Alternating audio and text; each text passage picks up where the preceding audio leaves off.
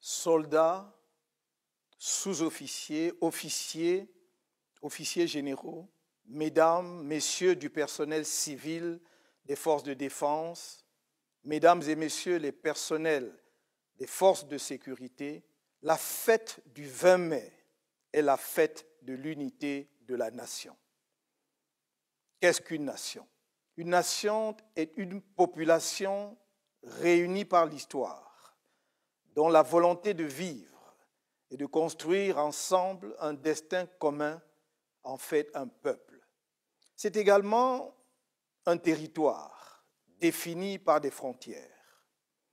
C'est aussi un drapeau et un chant de rassemblement qu'on appelle l'hymne national. Par-delà les gouvernements, les communautés, les organisations politiques, il existe un corps de métier qui est à la fois le creuset et le ciment de la nation.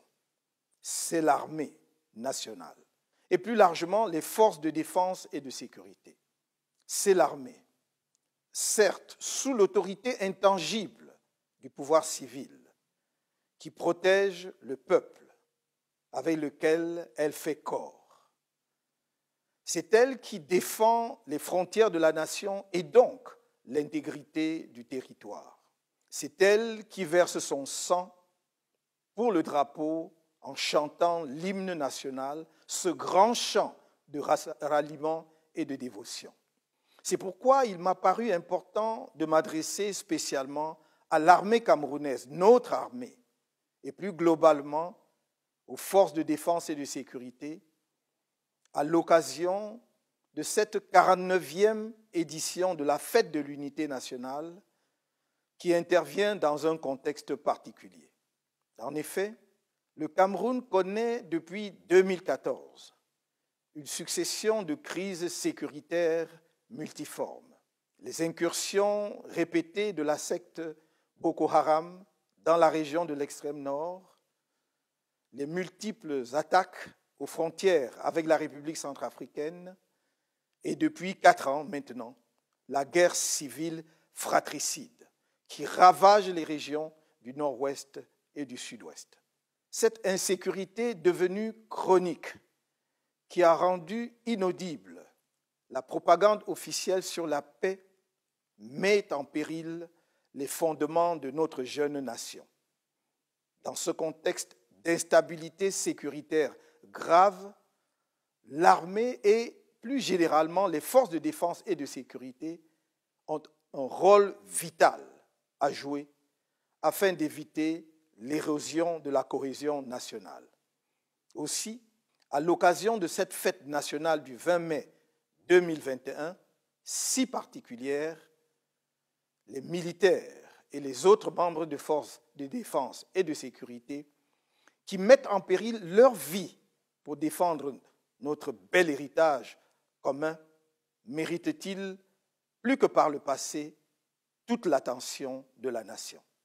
En raison des dysfonctionnements historiques entretenus et du dévoiement organisé de l'institution militaire et des services de sécurité dans notre pays depuis son accession à l'indépendance, certains militaires et membres des services de sécurité pensent être au service d'un régime. Ce détournement politique organisé de l'institution militaire et des services de sécurité de leur objet essentiel a fini par installer l'idée fausse selon laquelle les membres des forces de défense et de sécurité doivent loyauté et fidélité à une personne, plutôt qu'à la Constitution, aux institutions de la République et à la nation dont ils sont l'émanation. Dans mon programme électoral, lors de la campagne présidentielle d'octobre 2018, j'avais esquissé quelques grands axes pour la réforme, la modernisation et la professionnalisation de notre armée. Ces axes reposent sur la définition d'une politique de défense et de sécurité nationale modulable en fonction des défis nationaux et internationaux ainsi que des enjeux géopolitiques et géostratégiques du pays. La politique de défense et de sécurité nationale est le cadre où doivent être fixées les orientations stratégiques des actions militaires, civilo-militaires, économiques et particulièrement industrielles de la nation.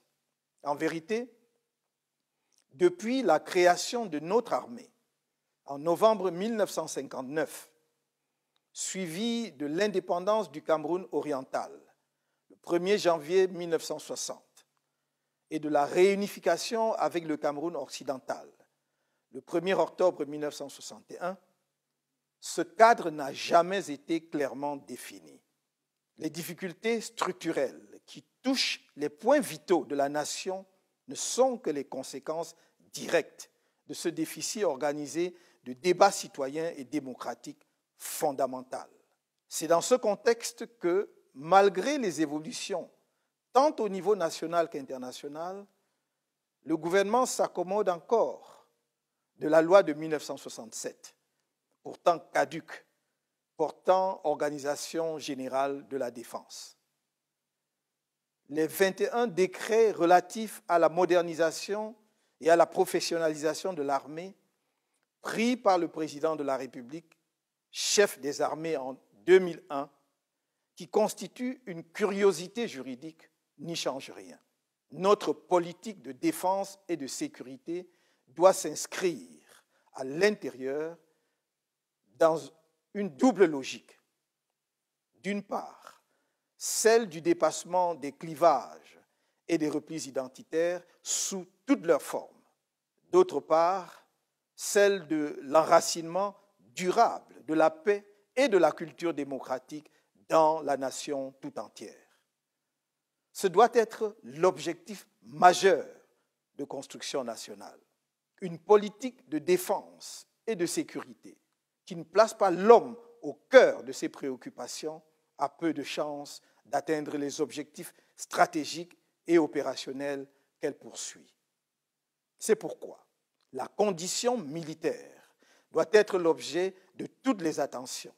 Dans cette perspective, l'adoption d'une loi sur les pupilles de la nation est, comme je l'ai dit à plusieurs reprises, un impératif et une urgence. Car est-il normal que les enfants orphelins mineurs, des hommes et des femmes morts pour notre nation, continuent d'être abandonnés à leur triste sort? Il est urgent que l'État prenne en charge la scolarité et les frais de santé des enfants mineurs dont les parents ont perdu la vie sous le drapeau. Dans le même ordre d'idées, il est insoutenable de voir des blessés de guerre abandonnés dans les hôpitaux ou réclamer leurs maigres primes, parfois même devant les caméras en présence de leurs ministres. Il y a eu ça et là des erreurs et même des fautes graves sur les règles d'engagement des forces opérationnelles. Nous devons les corriger, les prévenir et infliger les justes sanctions quand elles s'imposent. Mais pour avoir eu l'honneur et le privilège de travailler avec certaines de ces composantes sur des dossiers vitaux pour notre pays, je sais et ai toujours dit que l'armée camerounaise est l'une des mieux formées et des plus professionnelles de notre continent. J'en éprouve une fierté particulière. Dans le Cameroun de demain, nous placerons la justice, l'état de droit, la bonne gouvernance, le respect de la dignité humaine, l'honneur de nos soldats et la démocratie au cœur de notre action politique. Ce Cameroun-là, nous le construisons dès à présent sur les souffrances de tous les prisonniers politiques, ceux de mon parti comme ceux d'autres partis, des journalistes, des leaders d'opinion et de la société civile arrêtés illégalement et emprisonnés arbitrairement depuis des mois. J'ai à cœur de doter notre pays des capacités stratégiques, opérationnelles et humaines susceptibles de lui permettre de faire face à ces nombreux défis sécuritaires. Cependant, le cap de la mutation profonde ainsi fixé à notre système de défense et de sécurité a pour précondition la confiance de la nation en son armée et en ses services de sécurité. Cette confiance indispensable reste à construire, tant il apparaît encore à beaucoup de nos compatriotes que les institutions militaires et sécuritaires restent un instrument quasi privé de répression politique aux mains de celui qui contrôle le pouvoir et de son parti politique. C'est dans le sillage de cette confiance à bâtir avec vous la nation et qui se nourrira de votre compétence morale que je vous invite, soldats, sous-officiers, officiers, officiers généraux, personnel civil de la défense, membres des forces de sécurité, à ne pas vous sentir menacés par l'alternance démocratique devenue inéluctable dans notre pays. Sous le nouveau pouvoir que les Camerounais porteront à la tête du pays de façon libre, à travers des élections justes et transparentes, il n'y aura aucune rancœur, ni aucune chasse aux sorcières. Car l'histoire nous enseigne que les nations se bâtissent avec des tâtonnements et des erreurs, et que les désirs de revanche sont les terreaux de la haine et des vengeances recommencées. Ce nouveau pouvoir qu'une majorité écrasante de Camerounais appelle de tous ses vœux sera la conséquence logique du dialogue inclusif par lequel nous trouverons ensemble, en tant qu'enfants d'un même pays, une solution pacifique durable aux conflits armés dans les régions du Nord-Ouest et du Sud-Ouest et l'émanation du libre choix des Camerounais sur la base d'une réforme consensuelle du système électoral. C'est avec vous, dans toute votre diversité, que je souhaite jeter les jalons du nouveau système de défense et de sécurité du Cameroun démocratique, moderne et ambitieux. Ne vous laissez pas effrayer. Ayez foi en notre volonté commune de travailler pour assurer à nos enfants, nos petits-enfants et aux générations qui suivront un avenir meilleur.